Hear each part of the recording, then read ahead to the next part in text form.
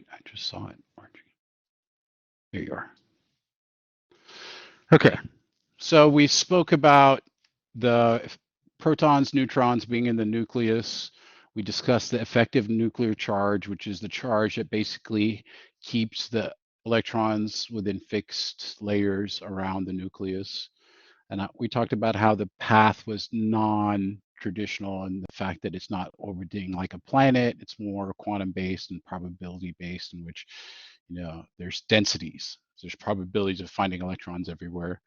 And like, it gets pretty complex. Just try to appreciate it at a surface level for now. Note that there's areas that there are no electrons. Those were referred to as nodes, right? Probability of electron being found there is 0.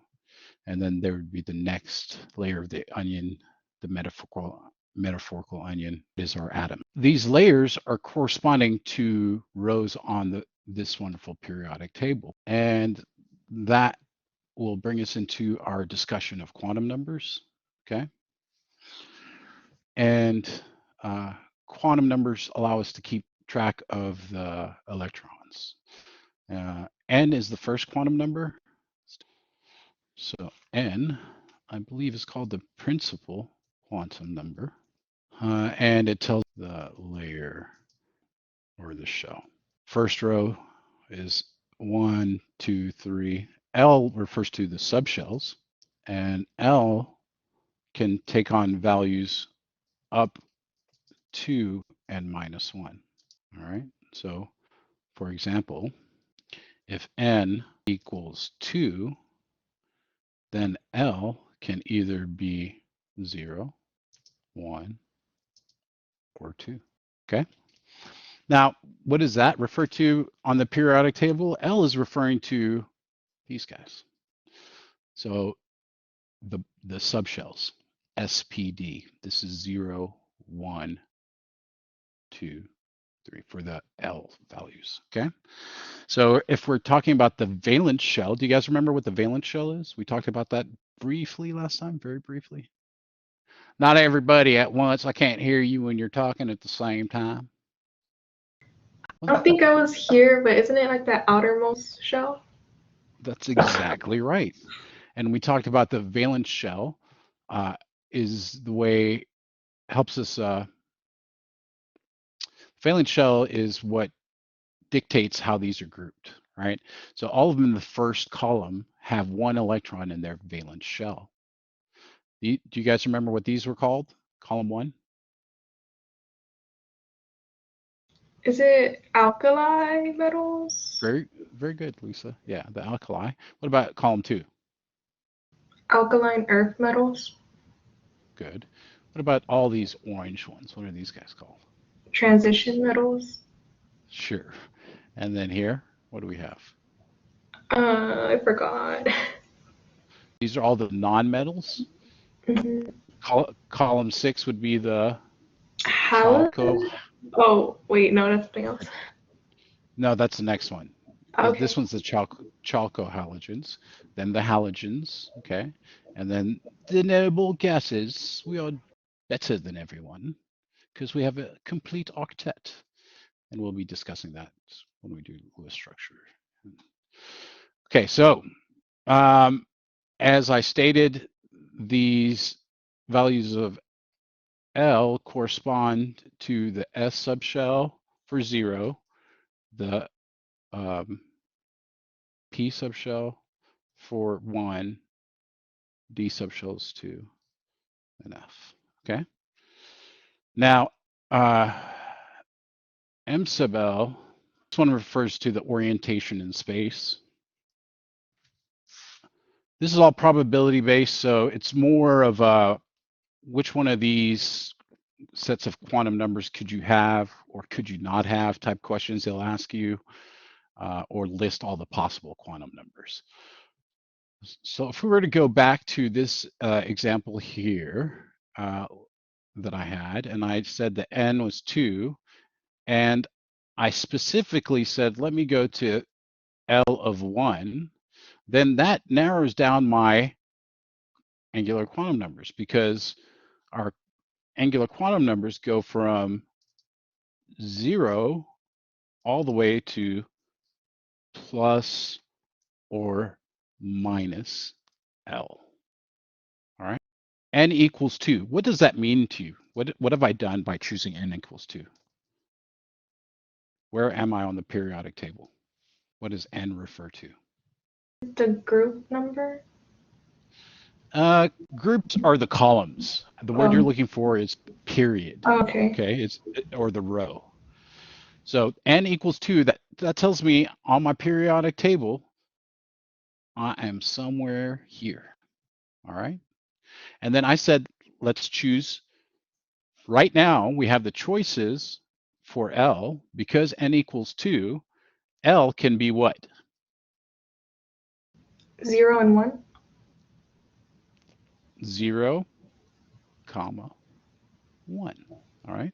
So what that tells you right there is you have the choice of being either in the S subshell or the P subshell. All right. And if you watch the orbital video that I have, you will learn that the S orbital is spherical in nature. Let's see if I can draw a quick sphere. So the S orbital is, let's pretend that's an actual sphere. And then the P orbital, we'll do it in a different color, is a dumbbell. And you're going to have one oriented along each axis, whether it's the X, Y, or Z, one in every cardinal direction.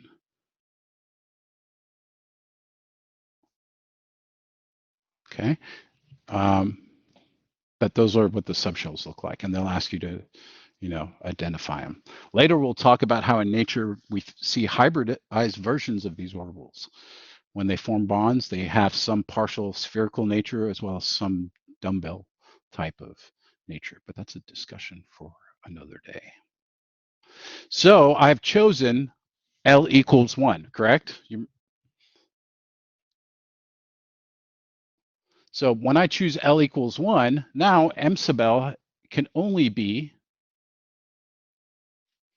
it can only be 0 or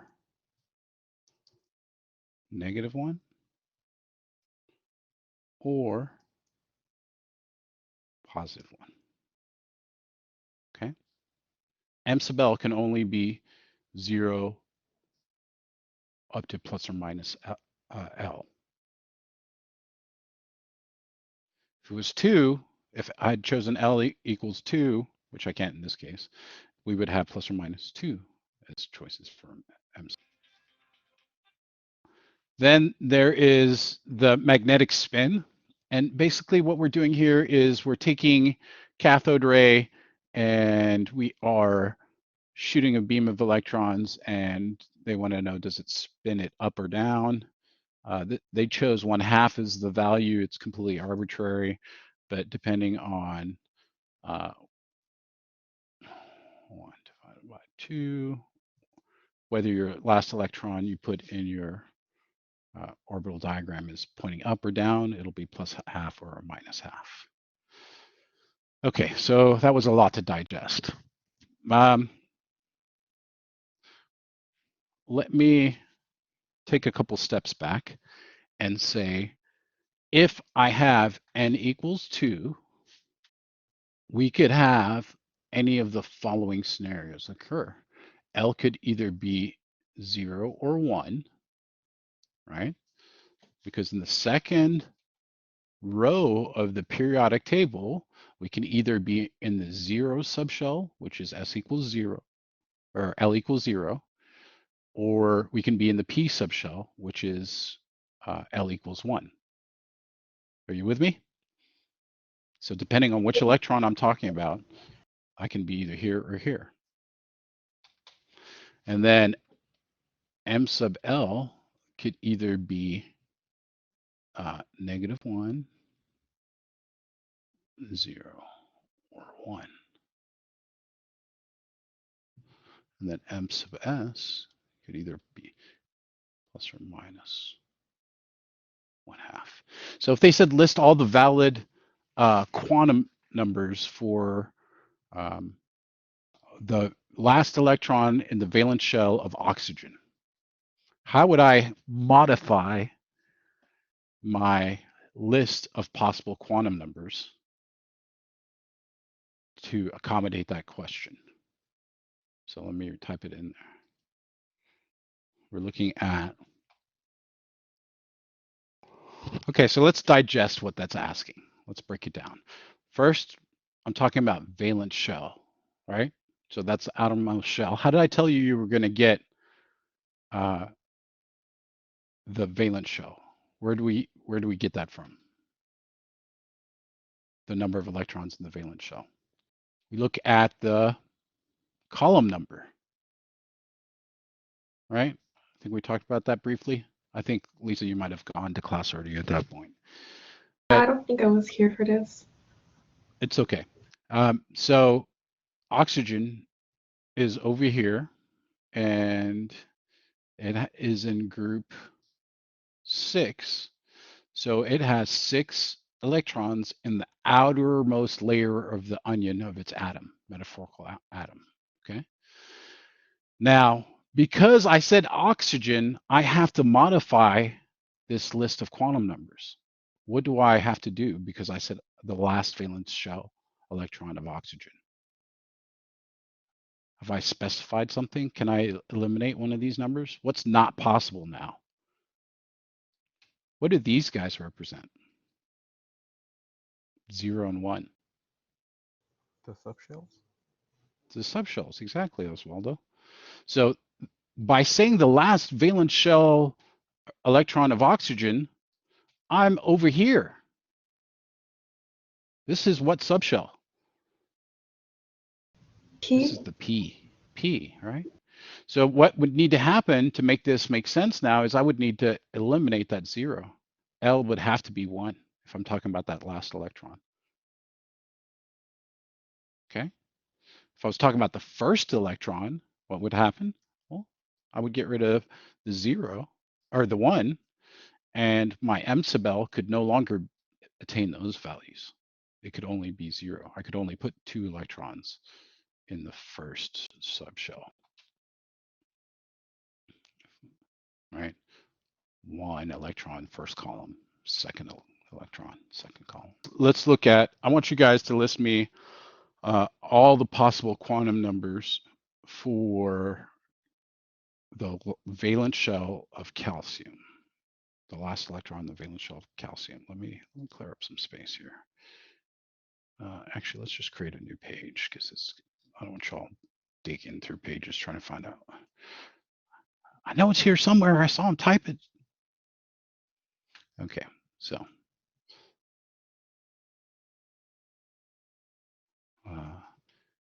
list. Whoa, did not ask for that. I want text, please. Okay. List all the possible quantum numbers for the last electron in calcium.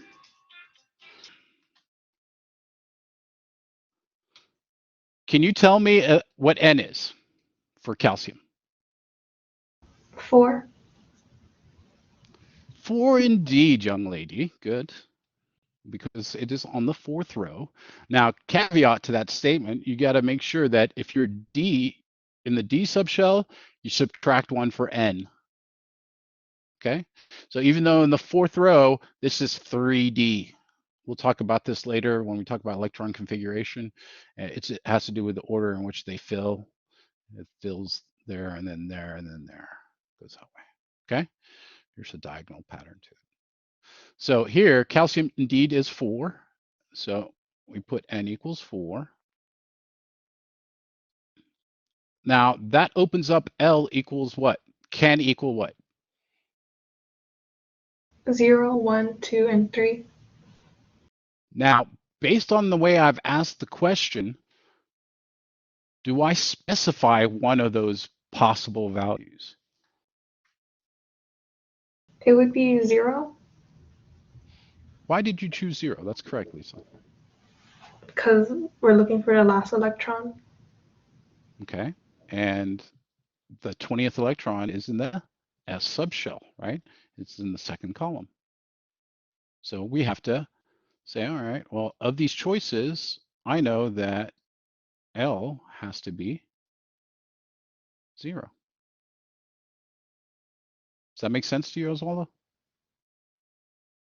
Yes. All right. So then M sub L can be what at this point?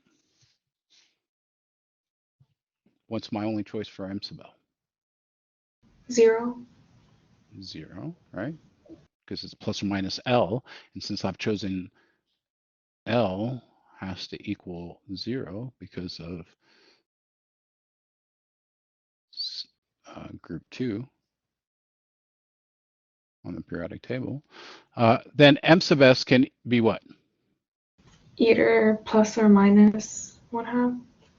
Exactly. Right.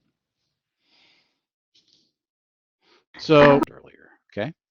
So oxygen, we said, had how many valence electrons?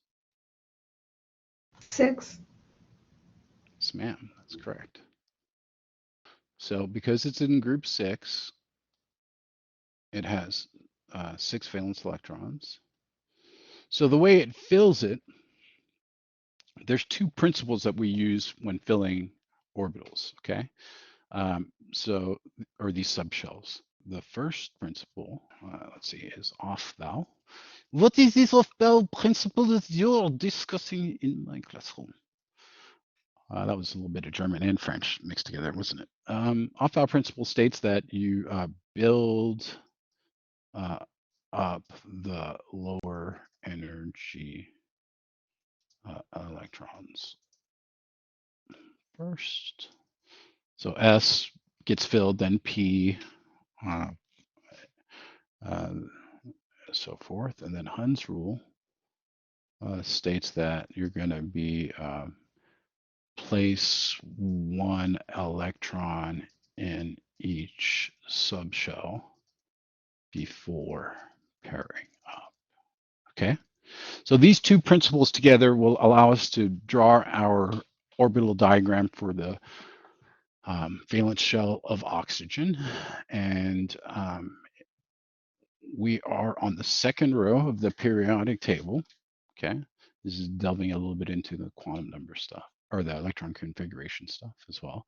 But the first 2 electrons are in the S subshell, and then the remainder go in the P.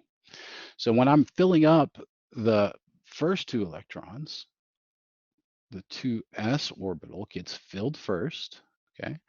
And then slightly higher in energy are the p orbitals, oriented in each cardinal direction. And the first 2, you just put in your electrons, okay? And they pair up. And then there's how many left? Well, if there were 6 to begin with and we've used up 2, there's 4 left, right? And instead of doing this, like a lot of people would do, that's violating Hund's rule. What you have to do is you have to put 1 in each orbital. Then you can pair up. Oh, that one's bad. Okay. Do you see how I did that? Yeah. All right. So the fact that I drew my first arrows up is just a convention that UTD is teaching. Okay. You could have just as easily drawn them down first until you run them through a cathode ray and see which way that they're being deflected by a magnetic field, then you won't really know. So that's why it's a list of possible numbers. It can either be plus 1/2 or minus 1/2. And if they say list a set of possible quantum numbers and you put 1/2 versus negative 1/2, they shouldn't count it wrong. Do you understand what I'm saying to you? Mm-hmm. Okay. And later on, we'll see that in nature, these orbitals will fuse together and form what are called hybrid orbitals, and they'll, reorient themselves in different ways. But for now, let me ask you this question in a different way. which one of these quantum sets of quantum numbers are not possible? The letter, if I press the spacebar twice too fast. All right, so now I'm going to give you all some values, and you're going to tell me if it's valid or not valid.